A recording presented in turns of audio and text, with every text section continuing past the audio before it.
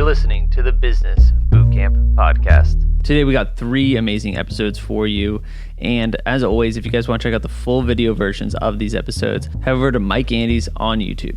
We're going to be talking about the real struggles behind the entrepreneur's journey, things people say that you should never talk about in your business, and the need to recession-proof your business and fast. Well, let's take a second to hear from Mike about the real struggles that go on behind the entrepreneur's journey. Here we go. Hey everyone, it's Mike Andes here, and today I'm going to be talking about the past week that I've had that has been absolutely miserable, not fun at all, a lot of no sleep nights, and a lot of very long days, and not fun decisions being made. And I'm making this video for 2 reasons. One, to prove that it is not all sunshine and rainbows when you look up to anyone that is doing well in business. Anyone that's trying to get anywhere, grow a company, is probably going through the same hell as you in your small business, just at a bigger scale, bigger problems. And so realize that if you see people on social media, whether it be in our industry or even massive companies with CEOs, they're dealing with just bigger problems. And I want to be as transparent about that as possible, so that way, for 2 reasons. Again, one, you know that it happens to everybody and you're not the only one that's left out, because no one talks about this on social media, and therefore everyone feels like they're alone and they're the only dumb idiot entrepreneur in the world, so they feel alone and isolated.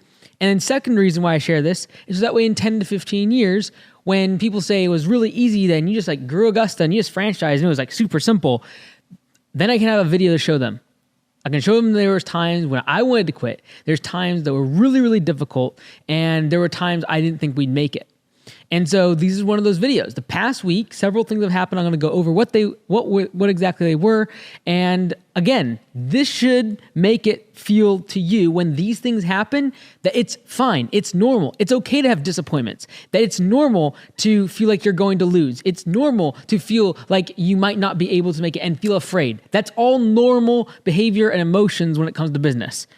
And if you don't feel that way and everything's just posh and fine and just hunky-dory 100% of the time, you're probably not pushing yourself. You're obviously not growing a company. You're not growing yourself, your skill set, your team, or pushing the people around you to become better individuals. Because with change and with pressure and with growth comes pain. When a body is growing, there's stretch marks. There's pain in the limbs and in the joints because the organism is growing. And so if your business is going to grow, if you as a professional are going to grow, as you as a business owner are going to grow, if your employees are going to grow their skills, you better expect there to be some pain and be some times when there's stretch marks and there are things that are done that are not good and leave permanent damage because simply the growth of the organism. And you could say, well, I don't want to grow, then keep my business small forever. Well, then you'll never grow. You'll never expand. You'll never become better. You'll never grow the muscle if you never tear it. The muscle is grown by tearing it via pressure and pain and weight. And that's not fun. That's not easy. And no one likes that. But if everyone stands back and likes the big muscle, yes, I'm flexing right now, big muscle. Everyone likes this, but they're not willing to put in the thousands and thousands of reps and the pain it takes to lift weights. And the same thing goes for business. If you're going to build a great business that people look up to and admire, and they're like, I want that. I want that for myself. Be expecting the weight and the reps and the repetition and the soreness and the stretch marks and the pain of the joints. That's going to happen. And so this past week, I had to fire someone that was an incredible worker. I had to fire this individual. They were a great part of the team. They contributed very, very well. I liked them as a person. The team liked them as a person. And at the end of the day, this individual simply did not meet the requirements of the job position. It wasn't anything against them personally. They were a great person, but they simply could not do the job that I was expecting of them at the height or the level of efficiency that I was expecting. And at the end of the day, I have to take ownership of that.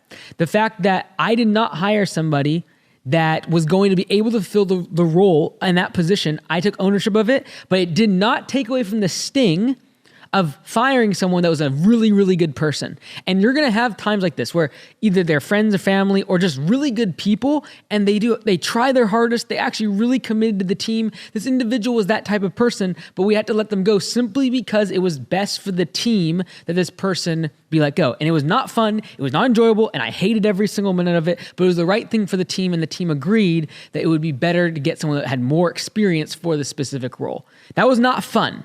And I literally didn't want to do it so much that I prematurely addressed it 2 days prior to when we had agreed to do it, because it was like just bogging me down mentally. I'm like, we know what we have to do here, and I got to let this person go. And we did so. And that was not fun. Another thing happened this week, and it's the opposite. Instead of firing, people just left. And this is not the fun part. Because at Command Center, and we staffed up massively over the winter. You all heard me talking about how much people we were hiring, dozens of people we hired over the winter. And unfortunately, massive amounts of people over the past 2 months have left and we've been replacing them with new people, but there's churn and massive amounts of training going on. And at the same time, we're going into the spring rush when the amount of calls has quadrupled from just a few weeks ago. And leads and all the rest of it. And so they're getting behind when literally I had promised the franchisees that what happened last year would not happen again, where Command Center got behind and where we were not able to get estimates out, within a couple hours, and rather it's a day or two. That's not acceptable, but it's happening because a lot of our most experienced employees are leaving.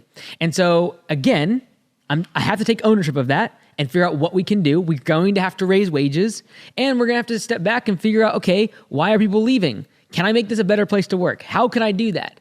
And realize that this is a really tough labor economy. It's very difficult. And at the end of the day, the thing I hate the most is when I promise something and I'm not able to deliver on it. I hate it. It's the most gut-wrenching thing. It's the thing that keeps me up, is when I promise something and then for things, whether they're in my control or not, I fall short of that. I hate it so much. And so that happened with Augusta Lawn Care for the franchise that I care so much about, is gut-wrenching and leads to a lot of pressure that then spills over into the workplace. We're all under pressure. We want to perform. We want to do a better job. We're running behind. And then in those moments, because of the extra pressure, people leave. Good people, great people, but they leave because there's a lot of pressure trying to get the expectations and live up to these expectations.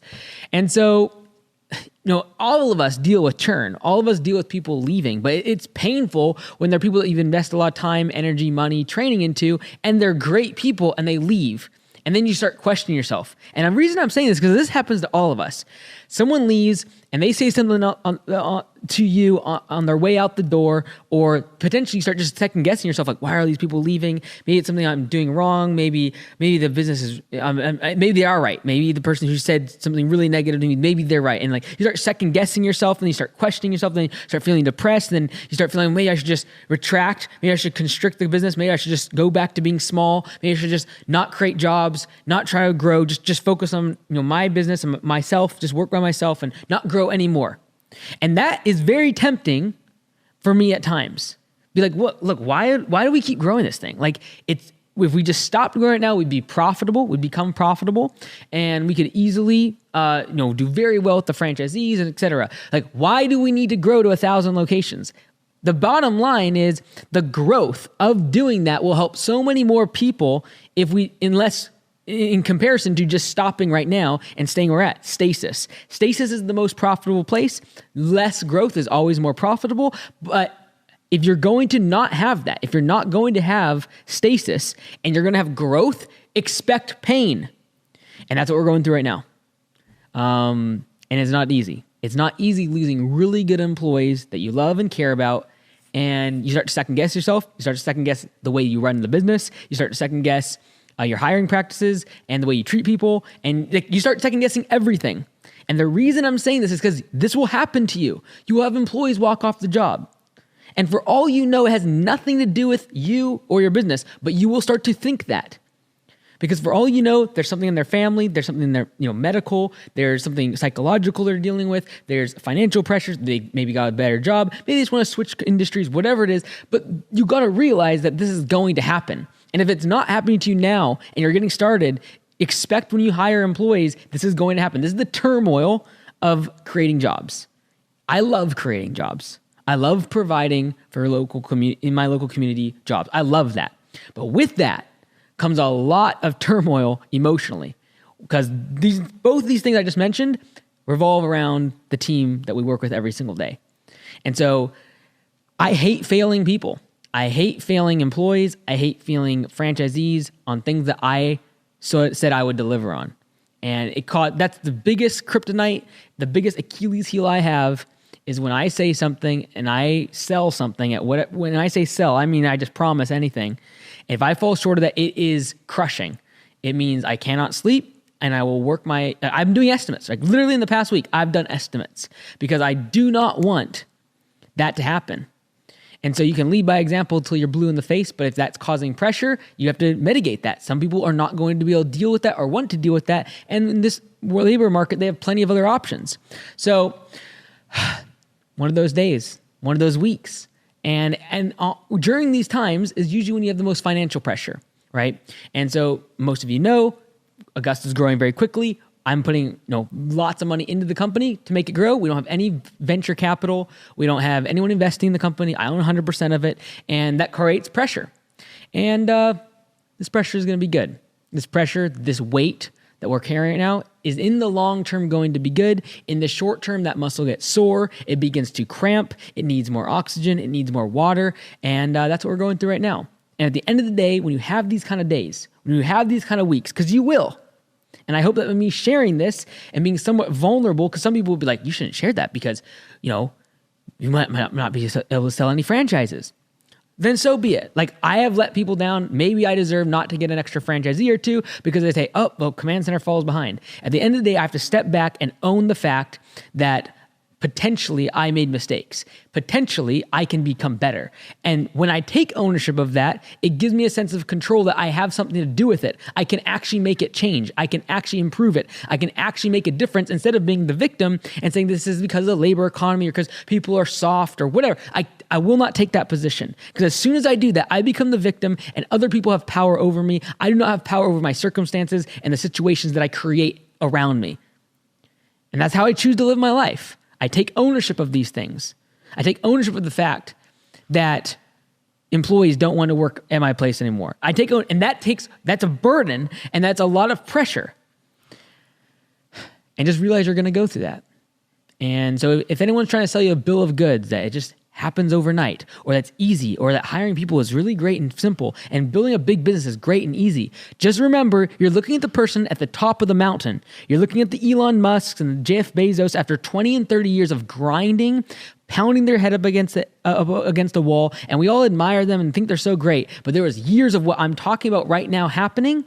And so hopefully one day, if I ever attain that, when I get to that level, someone will be able to look back at videos like this and realize that they're here. They're here now. And whether you're at a $100,000 business, $1 million business, a $10 million business, or a $10 billion company, it doesn't change the facts. And entrepreneurship is very, very difficult. Psychologically is a marathon. And I'm willing to run it.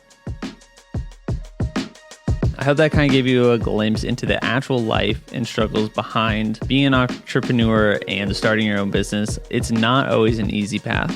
If you guys are looking to make your life a little bit easier though, check out homeservicewebdesign.com. It is web design specifically curtailed to the home service industry. So we're talking up-to-date SEO. You can update your own pictures, work with a great staff to get your website live and ranking in just a matter of months. So check it out. That's homeservicewebdesign.com. But let's get into some of the things that people say you should never talk about in your business and why these things might make or break a business. Don't talk to anyone. Don't share it. Don't try to get help. Just be quiet.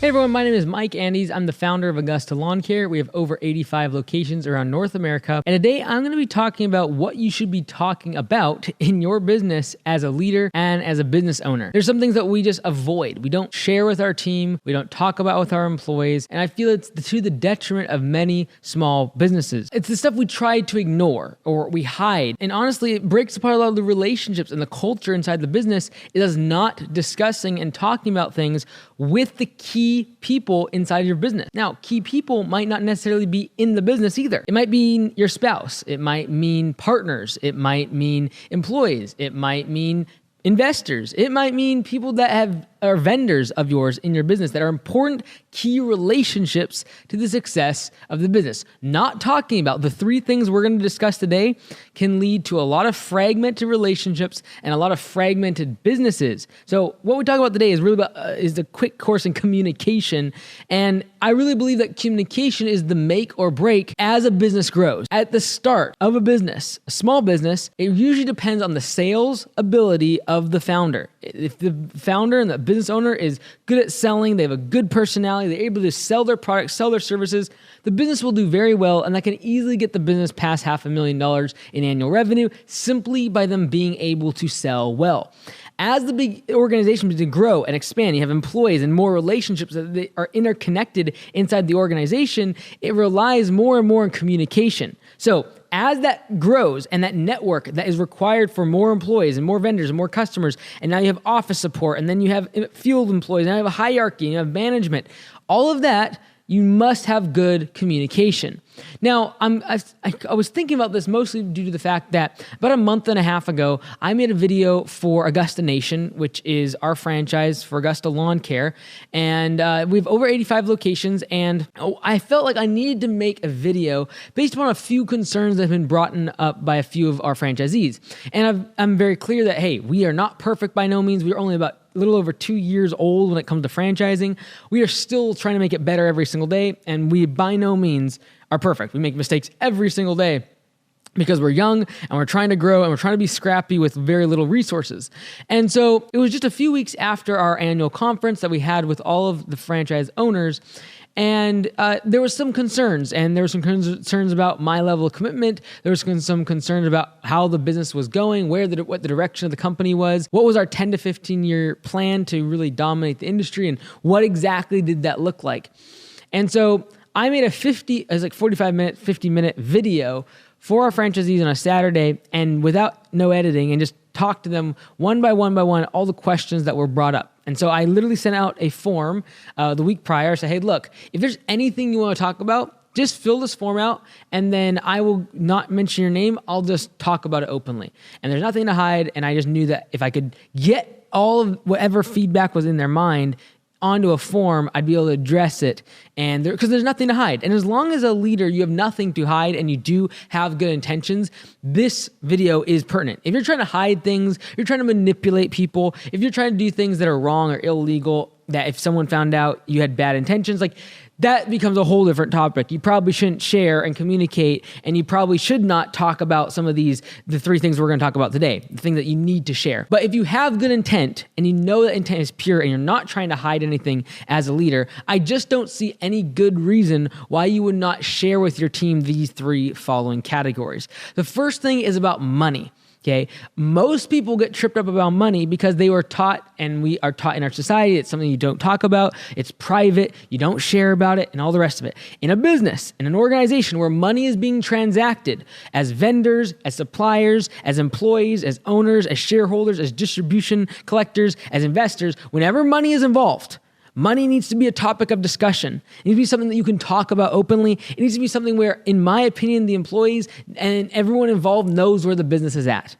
Okay? So at my businesses, we have what we call open book management. The employees know how much money we are making, how much we are losing, where we are spending money, and they can see the numbers of the business. And for some people, they get afraid. And the only reason you should be afraid of open book management and sharing and talking about money in your business is if you're trying to hide something. If there's nothing to hide, you should be pretty willing and open with those numbers.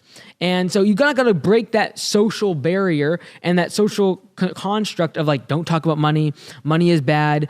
Money, you got to hide if you have a lot of money, hide it. Don't tell anyone. Don't talk about it. Don't share with anybody else. And if you're not doing good with money and you're in debt, don't talk to anyone. Don't share it. Don't try to get help. Like, just be quiet. And we've somehow relegated this idea of money being a bad thing to talk about.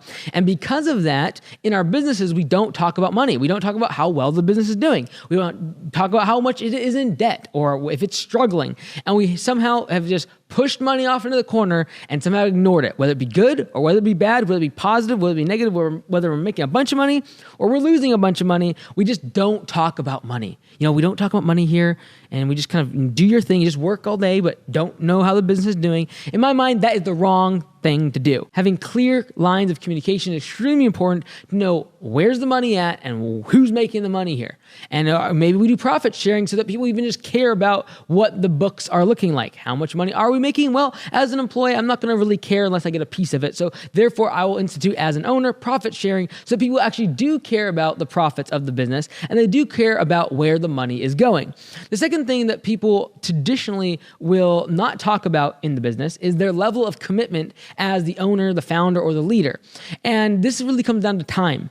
Where are you spending your time? And for Augusta Lawn Care and our owners, they definitely have the right to be able to look at what I do and say, hey, look, how committed are you to Augusta? We don't want you to just bail on us. And are you really still involved in the daily operations? And so I was able to address the fact that, hey, look, 95% of my day is still spent, my headspace is on Augusta Lawn Care. The other 5% of creating videos and media and all the rest of it, a lot of that part is automated. A lot of that part, I have a team around me that are employees that do a great job. But my mind space is 95 spent on Augusta Lawn Care and the next 10 to 15 years of taking over the lawn care and landscaping industry. That is where my mind space is at. But it is absolutely plausible for your employees, for your managers, for your spouse, your family, to question your commitment to the organization. Whether it be a business organization, whether it be a family organization, people that have stake and skin in the game they have a right to question your commitment. Where is your time being spent? Do you actually care? What is your long-term vision for this business?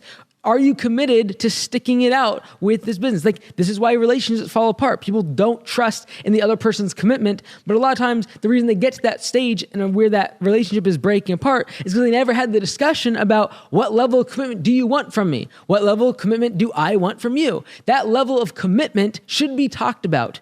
And so when you're talking to employees, you should do the same thing. Hey, what do you think? Are you thinking next couple of years you're going to be here? Do you want to become a manager? What are your plans here? Is there something we can do to facilitate you staying here? Whether it be more money, whether it be position, whether you just want to learn some more things. What is it that's going to allow you to be more committed? And by the way, I'm not just going to I don't want to fire. I've done this one time and I still regret it to this day. Firing someone without actually communicating about the fact that the commitment level was not there.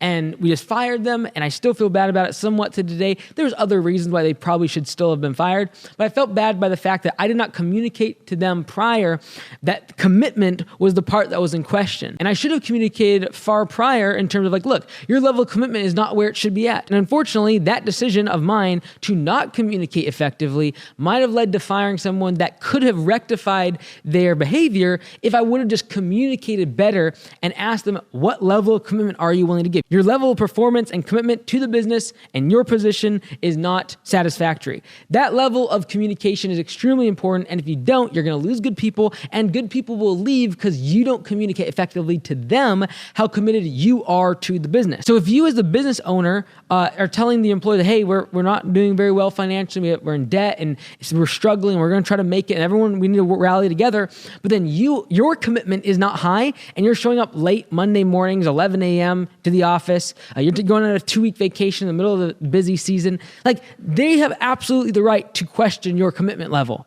And so not communicating about your commitment level and where you spend your time and how you're working on the business and your plans for it is absolutely detrimental to the organization as a whole moving forward. And in that call, that was something I had to be very clear about. Here's what my intentions are, what I'm committed to, and showing the money. Those are the first two things, the money and where your commitment are. Those are two things, the taboo subjects that in relationships and in business we don't talk about. The third thing that we need to talk about, but we don't usually, is future plans. Where are your goals? What are your plans? Both for the employee, the business owner, a relationship is what do you see in the future happening for you?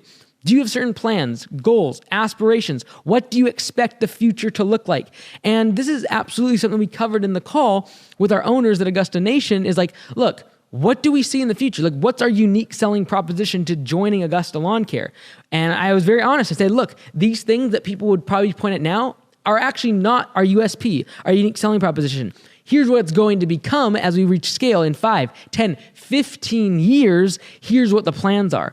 And it really helped, I felt like some of our franchisees that see certain things that we might have questions about or doubt or be skeptical about, but then for me to share, here how this works into the long-term plan and the long-term vision of what we're trying to do. And honestly, I was somewhat holding that back again because we doubt ourselves as owners. We doubt ourselves as business owners. We doubt ourselves as leaders. We doubt our ability to actually execute on future plans, and therefore we keep those things to ourselves. But all the while, the people you're leading, the other people that have stake in the game, your employees, other relationships, your family, your spouse, those people, they deserve, and they are questioning whether or not what your future plans are and whether or not they should be involved in those plans. And as business owners, a lot of us as entrepreneurs, we think very deeply in our mind. We're alone with our thoughts. We're usually somewhat introverted. We like to be alone and think and plan and strategize, but we've got to share these things with our team. In my opinion, you must communicate this with your employees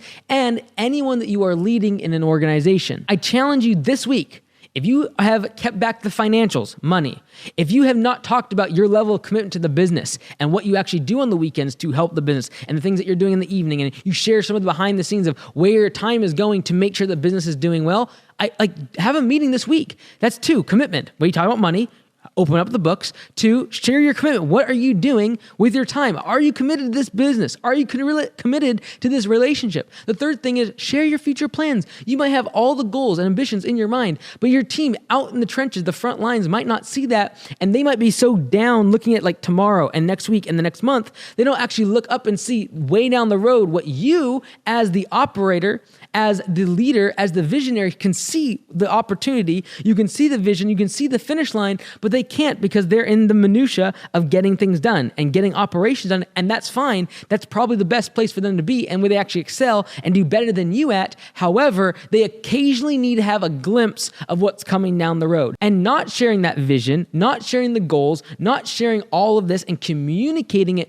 to our employees, both in the form of open book management, our level of commitment, and the future plans of the business, is we are selling ourselves short of the opportunity and what the employees could be bringing to the table, what they could be learning and growing in their own career. It's also selling the business short of the commitment level that employees would otherwise potentially bring forward if they just knew what the future looked like. They knew what was going to happen down the road. And so whether it's employees, spouses, family, any sort of organization, when it comes to leadership, having those taboo subjects of money, commitment, and what the future plans of the organization are expressed to the team at least occasionally is something extremely valuable to create a cohesive culture and an organization that has a clear future and a clear common goal towards getting that thing done. Hopefully that cleared up some of the taboos around talking about some of this stuff. And before we get into how to recession-proof your business, I just wanted to bring to light P4Psoftware.com. It's one of those tools that you can use to pay your employees better based on performance and not just on an hourly rate. So check that out. It's P4Psoftware.com. Book a call with Brad today. But let's get into the need to recession-proof your business, what that means, and how you can accomplish that. Here we go. Hey everyone, it's Mike Andes here. Yesterday I made a video about why we are already in the beginning stages of a recession and what you need to do in your business to prepare for it. I'm going to go deeper into that day, exactly what type of services you should be focusing on and what steps you need to take now to make sure that when recession happens, you're actually able to take advantage of it and expand your business during that time. I just pulled in the command center here, but I want to make this really quickly for all of you. Now, for everyone that commented yesterday, it says I'm just fear-mongering and I'm doing it for clicks. Let me remind you that in October of 2021, I said the same thing about the stock market, and I said I'm selling over half of my position, and just see what happened in November of 2021 to the stock market, okay?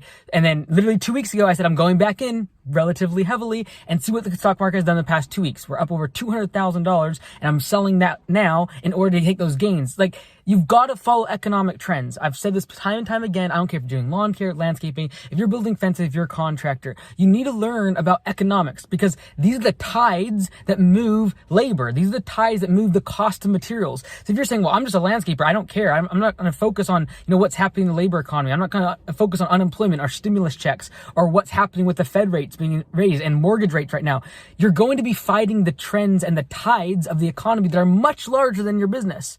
The GDP of the United States is trillions of dollars. Why would I fight that with my couple $1 million business? Like, it's not worth it. Or even if you're smaller, like, you've got to focus on these things and at least pay attention, educate yourself on them. So as we head into recession, we are going to be heading in the next 12 to 18 months. Now, again, like I said yesterday, if the war in Ukraine ends tomorrow, if all of a sudden supply chains ease up, if the Fed immediately hikes rates and then cuts it quickly, that could all kind of solve these problems. I don't think any of those things are happening immediately, and that's why I believe very confidently there's going to be a recession in the next 12 to 18 months. I do not feel it's going to be as bad as 2008, nor is it going to be as prolonged, simply because the debt that people have out now is more secured. They have higher credit scores. They're much more qualified. However, how would I prepare my business for it now? Number one, like I said yesterday, pay off debt. Now, when I say that, I am saying pay off loans that have a variable interest rate. They go up as the Fed is going to increase the rates at the Federal Reserve.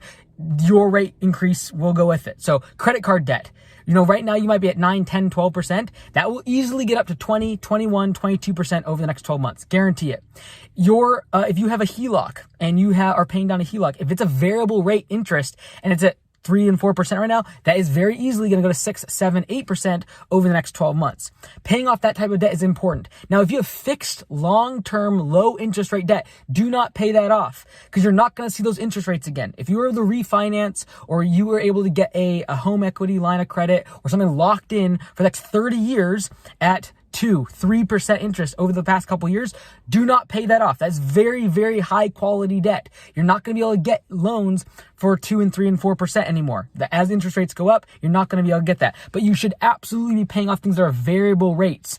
Things like your business line of credit. Make sure you're paying that off. And then when you pay that off, go ask for more line of credit. So that way, if things really hit the fan and things go really cheap, you have something to tap into and you can utilize that cash reserve in the form of a line of credit. So pay off lines of credit, pay off debt. Anything with a variable rate of interest, make sure you pay those things off. Second thing, like we talked about yesterday, you're going to want to focus on what type of customer you are marketing to. Going after the customer that's going to be insulated from this. They're going to be affluent. They're going to be retirees. They're not going to be able to physically do the work. Doing the work themselves is not an option. They don't have a job that they're going to be laid off from because they're retired, or they have investments, or they have multiple businesses. They have multiple homes and properties.